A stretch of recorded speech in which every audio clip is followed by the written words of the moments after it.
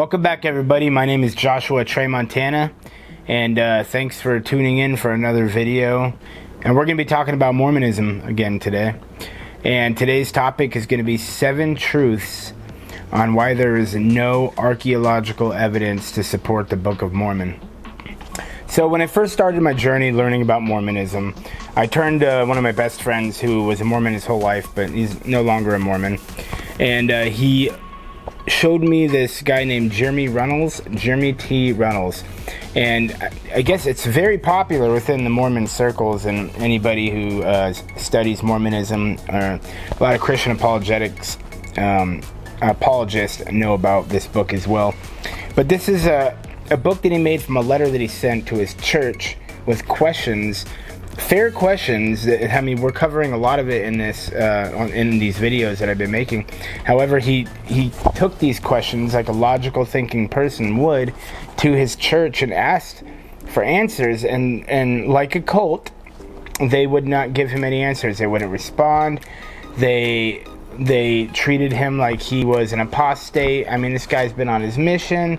He was a devout Mormon his whole life, but he had questions, and when you're in a cult, you're not allowed to ask questions. So it's very sad, but this is so great, the CES letter. And I like how in the book he puts, he quotes their president, J. Reuben Clark, the first presidency of the LDS Church. If we have the truth, no harm can come from investigation. If we have not the truth, it ought to be harmed. So I'm going to kind of be going from some stuff in the book, and I'll show you in the book when we talk about things like the Book of Abraham and some of the other topics we touch on today.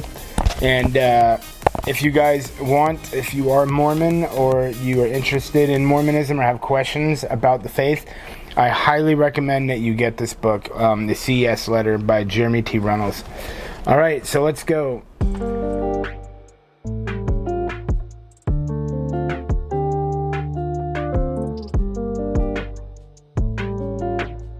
Truth number 1, we're going to be talking about the Nephites and the Lamanites. Outside of Mormon teachings, there is no evidence to support that the Nephites or the Lamanites ever existed, and there's no historical or archaeological evidence to even support the battles that they fought inside the Book of Mormon. So truth number 2, we're going to be talking about anachronisms. Now, horses, cattle, oxen, sheep, swine, goats, elephants, wheels, chariots, wheat, silk, steel, and iron. None of this existed in pre-Columbian America during the Book of Mormon times. Okay, so my question is, why does the Book of Mormon talk about these things being available, or they had these things back then, between 2200 BC and 421 AD? If anybody has studied their history or paid attention in history class, we know none of that existed pre-Columbian America. So let's take a little look into that and see what they have to say about it.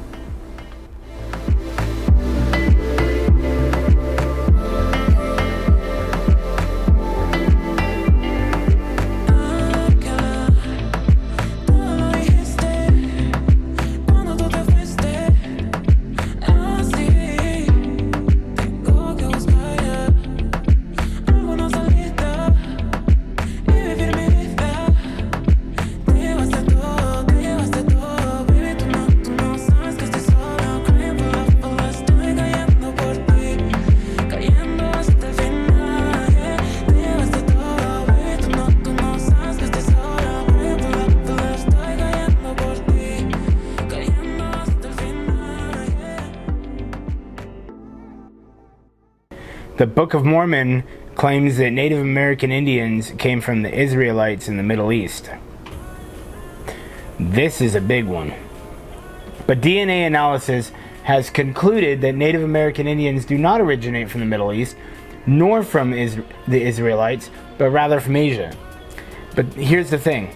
The LDS Church changed the following section of the introduction page in the 2006 edition of the Book of Mormon, shortly after the DNA results were released. Why would they make these changes? That was my question.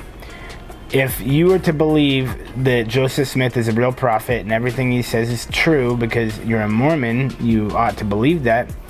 Why would it be okay for your church to make that change based off of some DNA? You're choosing your prophet or the real world facts. So why can't you do that with everything? Think about that for a moment. Number 4. So the founder of BYU, Brigham Young University's Archaeological division, says himself that the Book of Mormon is fictional. Let's take a look at what he has to say. Latter-day Saint Thomas Stewart Ferguson was the founder of BYU's Archaeology division, called the New World Archaeological Foundation, NWAF for short. It was financed by the LDS Church, and the NWAF and Ferguson were tasked by BYU and the LDS Church to go out and find evidence, archaeological evidence for the Book of Mormon. And this was in the 1950s and the 1960s. And they went out and they worked really hard. They worked diligently for 17 years. And they found nothing. So this is what Ferguson wrote in a letter in February 20th, 1976, about trying to dig up evidence for the Book of Mormon. He said, "You can't set Book of Mormon geography down anywhere because it is fictional and will never meet the requirements of the dirt, archaeology. I should say, what is in the ground will never conform to what is in the book." End quote. Number 5. This one's famous. Even people who aren't Mormon know about this. The golden plates. Where are the golden plates? Well, I spoke to a friend of mine who's a Mormon, and he said that God took them back up to heaven. Maybe. He is God. But that's why we can't find them. Nobody can find them. We won't be able to find them anymore because God has them. So the golden plates act as scripture in the Book of Mormon. And there are 5 sections of these plates. You have the small plates of Nephi, the large plates of Nephi, the plates of Mormon, the words of Mormon, and the plates of Ether.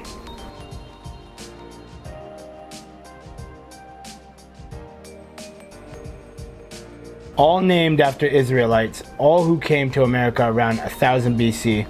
So my question is, why don't history teachers teach about this? If there's so much history in America that predates Columbus and the Native Americans, why aren't we learning about this? Why is the whole country not learning about this in classrooms? And why aren't professors teaching this outside of BYU? Because it's not true. That's why. Because if it was true history, we would be learning about it. There's no historical evidence, there's no archaeological evidence, there's no scientific evidence, there's no geographical evidence, there's nothing. We can't find any spearheads, any weapons, any armor, nothing from the battlegrounds that they say in the Book of Mormon took place near the Hill Cumorah and all these other places in America that just it didn't happen.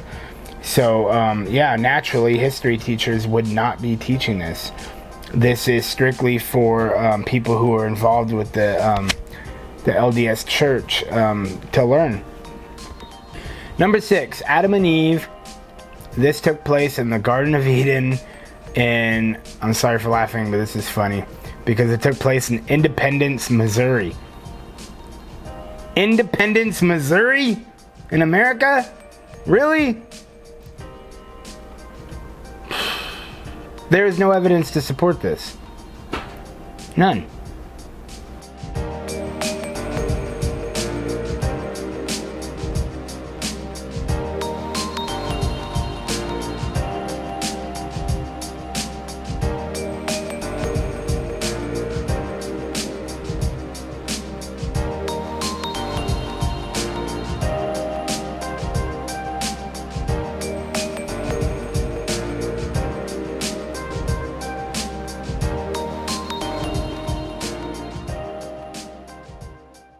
Number 7.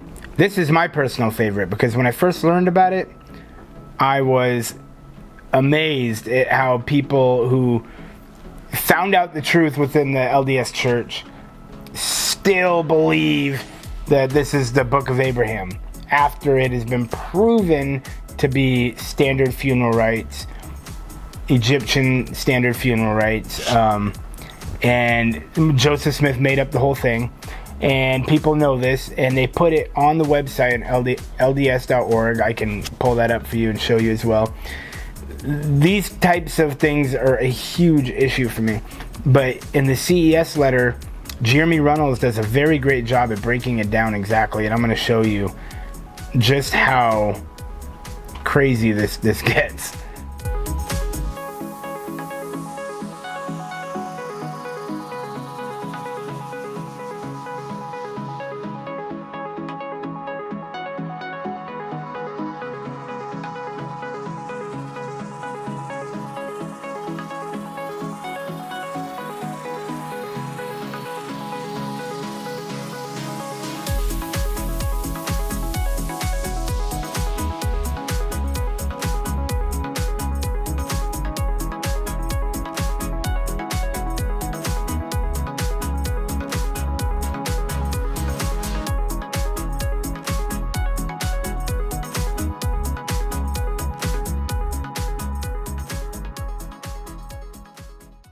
Alright everybody, thank you for watching.